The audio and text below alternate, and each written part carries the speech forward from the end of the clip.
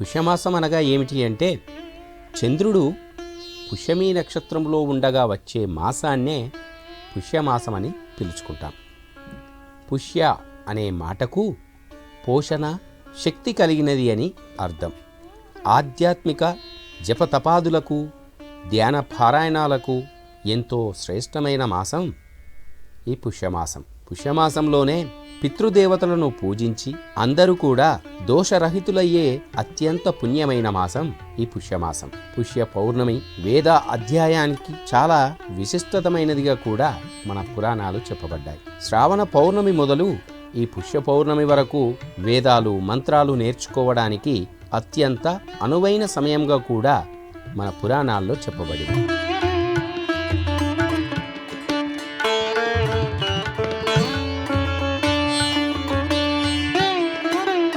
విష్ణువుకు మహా ఇష్టమైన మాసం ఆశ్వయుజం, పరమేశ్వరుడికి కార్తీకం.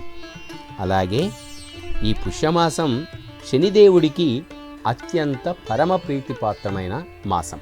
ఎందుకంటే ఆయన జన్మ నక్షత్రం పుష్యమి జన్మ నక్షత్రం. ఈ మాసమంతా కూడా ఎవరైతే ఆ శనైశ్వరుణ్ణి పూజిస్తారో వారి పట్ల ఆ శనిదేవుడు ప్రసన్నుడై వారికి శుభాలు కలిగిస్తాడని కూడా మన పురాణాలు చెప్పబడ్డాయి. ఏలినాటి శనితో ఇబ్బంది పడుతున్న భక్తులందరూ కూడా ఈ పుష్యమాసంలో ప్రతిరోజు ఉదయమే శుచిగా స్నానం చేసి ఆ శనీశ్వరుణ్ణి భక్తితో ప్రార్థించాలి. పౌర్ణమి రోజున శనీశ్వరుడికి తైలాభిషేకం జరిపించి నువ్వులు దానమివ్వాలి. ఆయనకు ఇష్టమైన నువ్వులు, బెల్లం ఆహారంలో భాగం చేసుకోవాలి. దీని వెనక శాస్త్రీయ కోణం కూడా చూస్తే ఈ రెండు పదార్థాలు కూడా మనిషి ఒంట్లో ఉన్న వేడిని పెంచి ఈ చలికాలం నుండి మనందరినీ కూడా రక్షిస్తుందని మనం గ్రహించాలి. శనిదేవుడు ధర్మదర్శి, న్యాయం, సత్యం, ఆ ధర్మాలను ఎత్తి చూపించేవాడుగా మనకు అగుపిస్తూ ఉంటుంది. సర్వప్రాణులకు సమస్త విశ్వ ప్రేమను, పవిత్రతను ఉద్ధరించేవాడు శనీశ్వరుడు.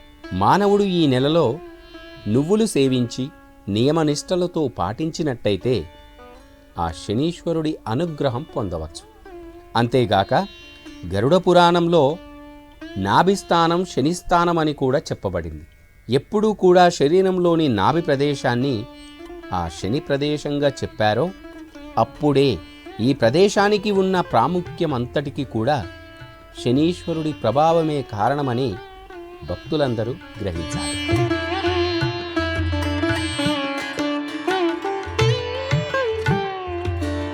పుష్యమాసం తొలి అర్ధభాగంలో విష్ణుమూర్తిని పూజించడం అనాదిగా వస్తున్న ఆచారం. పుష్య శుక్ల విదియ నుంచి పంచమి వరకు ఆ శ్రీహరిని తులసీ దళాలతో పూజిస్తే సౌందర్యం లభిస్తుందని కూడా మన పురాణాలు, శాస్త్రాలు చెప్పబడ్డాయి.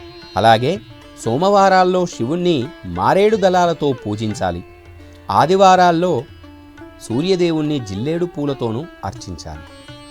శుక్లపక్ష షష్ఠి నాడు ఆ కుమారస్వామిని భక్తితో పూజించాలి. మార్గశిర శుద్ధ షష్ఠి రోజు ఆ సుబ్రహ్మణ్య షష్ఠి ఎలాగో శుక్లపక్ష షష్ఠి నాడు కూడా ఆ సుబ్రహ్మణ్యుణ్ణి, కార్తికేయుణ్ణి, కుమారస్వామిని అంతే భక్తిగా పూజించాలి. ఇక శుక్లపక్షంలో వచ్చే అష్టమి రోజు పితృదేవతలను ఆరాధించాలి. ఈ మాసంలో శుద్ధ ఏకాదశిని పుత్రదా ఏకాదశి అని కూడా పిలుచుకుంటారు. ఈ రోజున ఏకాదశి వ్రతం ఆచరించిన భక్తులందరికీ కూడా పుత్ర సంతానం కలుగుతుంది. పుష్యమాసంలో వస్త్రదానం విశేష ఫలితాలను ఇస్తుందని కూడా నమ్మాలి. ఈ మాసంలో చలితో బాధపడే వారిని ఆదుకోవడమే ఈ నియమం వెనుక ఉన్న ఉద్దేశం.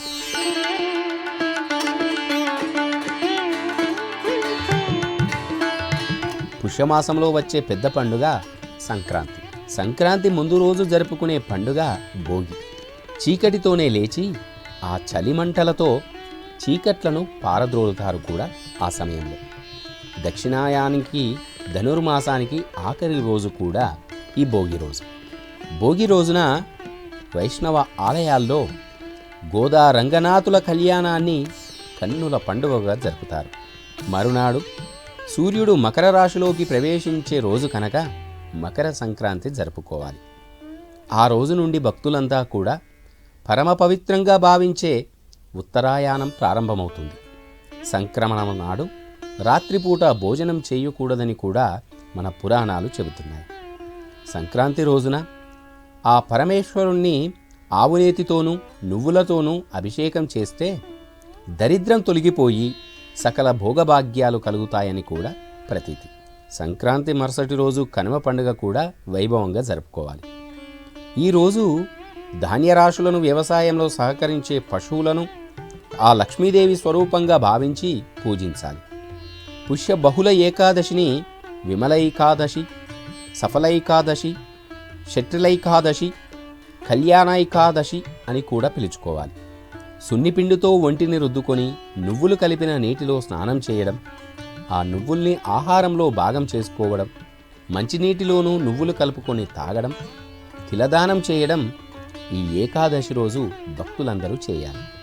ఈ మాసంలో ఆఖరి రోజైన అమావాస్యను చొల్లంగి అమావాస్య అని పిలుచుకుంటారు.